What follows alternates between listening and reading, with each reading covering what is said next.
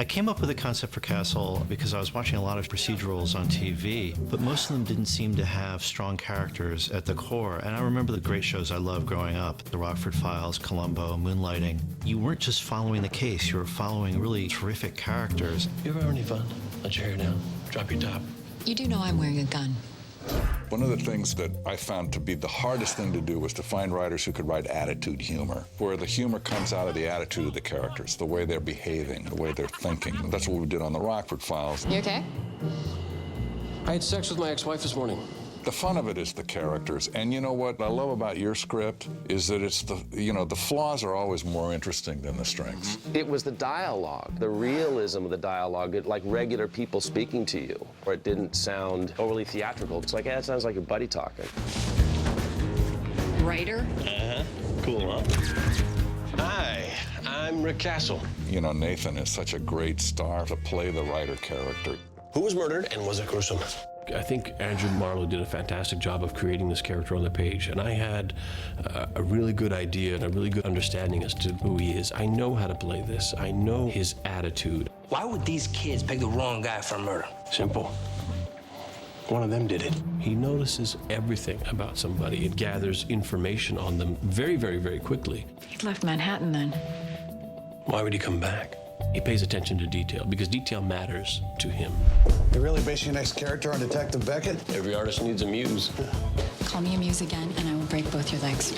And that's one of the most fascinating things to play. The most fun things also to watch sometimes is that kind of jousting between a man and a woman as they engage in the birds and the bees kind of storytelling. What are you doing? Promise not to hate me. I already hate you. That sort of back and forth is a lot of fun, and it leads to questions about where the relationship is going. We, as an audience, understand that there's this underlying attraction, but both of them are very cautious about how to act on it. Be careful, okay?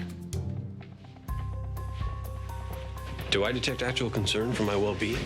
Screw this up and I'll kill you. Star and I have an instant bond. Always a pleasure. Always like, you and I. Hey, how'd it go? Oh, do the words unmitigated disaster mean anything? She really grounds the show and reminds the audience there is a crime here to solve. Paul Reynolds, you're under arrest on suspicion of theft and conspiracy to commit murder. Let's go. Where was the badge? Don't ask. Dad, What is it? Dad, he asked me. He asked me. When you're watching Molly Quinn, you're really seeing a lot of Molly Quinn. She's very, very savvy. She's very, very intelligent. So you cannot underestimate her, because she will kill you. I sense fear in you. You sense nothing. My favorite episode has to be Hedge Fund Homeboys. Do you do drugs? No. Are you sure? In that episode, it really shows a connection between father-daughter. The good news is I'm not you. I just mean you don't have to worry. She's just charming and smart and a cornucopia of delights. You see, there she is, probably screaming in the background at this very moment. Susan's just so much knowledge there. I would love to have a career like hers. Who does homework at a party? I have a test next week. So do I. Liver function. Susan Sullivan's a terrific Broadway actress, and she's brought a real life to the character of Martha Rogers. I loved the moment where I was able to talk about the theater. You don't choose the theater. The theater chooses you.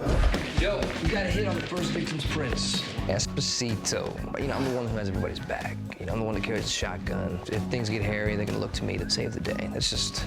Dead guy in a rug. Naturally, we thought of you. Yeah. Detective Kevin Ryan. He's the low man on the totem pole. There's no other red flags. Any dark secrets in here? Yeah.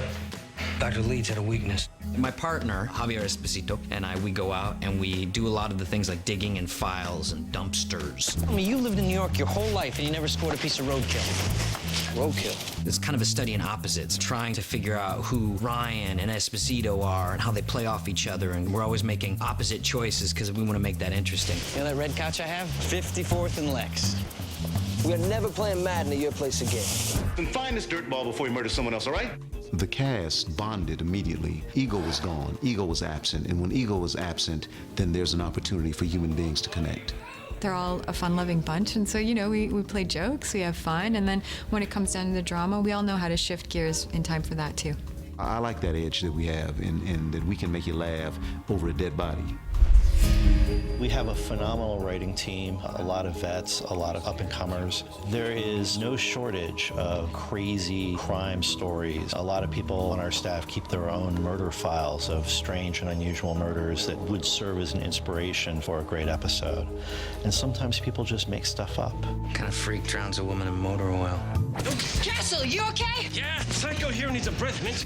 What Nathan and Stana have brought to the roles has really elevated what we put on the page. What kind of a name is Nikki Heat? A cop name. It's a stripper name. We've got some time as an audience to learn a bit more about each character. The writers are going to take us on that journey. You don't jump into bed off the first date. You're on. No mercy. I'm gonna make you hurt. Oh, you're gonna get hurt. You know what? It's subtle. Yes, there's an initial attraction, but in all honesty, you've got to get to know people. So you start to see who they are, what they're made of. This is Castle and Beckett.